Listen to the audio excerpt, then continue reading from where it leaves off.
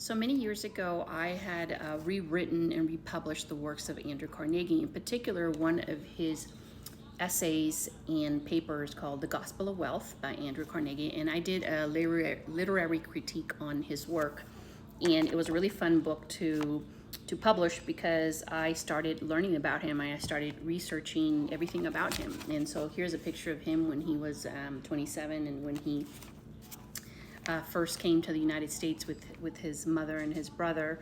And if you do not know Andrew Carnegie's story, it's worth reading. So I learned about him, of course, through a lot of research that I did on my own, but also through the Andrew Carnegie Foundation. And there was a wonderful biography that was written by David Nassau, I believe. Yeah, David Nassau had written this man's entire life and when he came to the country and how he built the railroads and the steel industry in the United States, and how unlike his colleagues and counterparts at the time, like the J.P. Morgans and the Fords, he was very different in the fact that he believed that the wealthy needed to die penniless. They needed to die without any money in the bank, which made him very, very, very different, because most wealthy people in the early 1900s in the United States were building wealth for generations. And so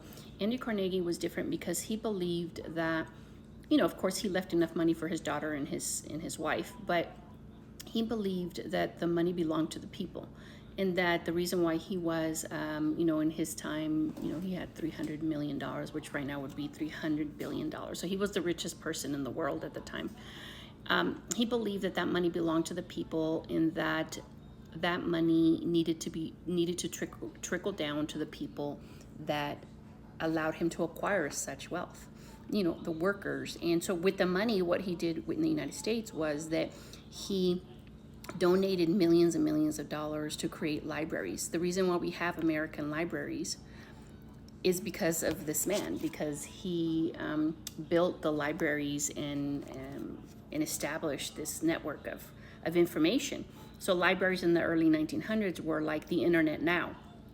And so I find that fascinating that this one man believed that the wealth belonged to the people, because he recognized that the reason why he was wealthy was because of the workers that worked for him. And in that day and age, there wasn't 40-hour work weeks. There was, 7 days a week, 10-hour, 12-hour days.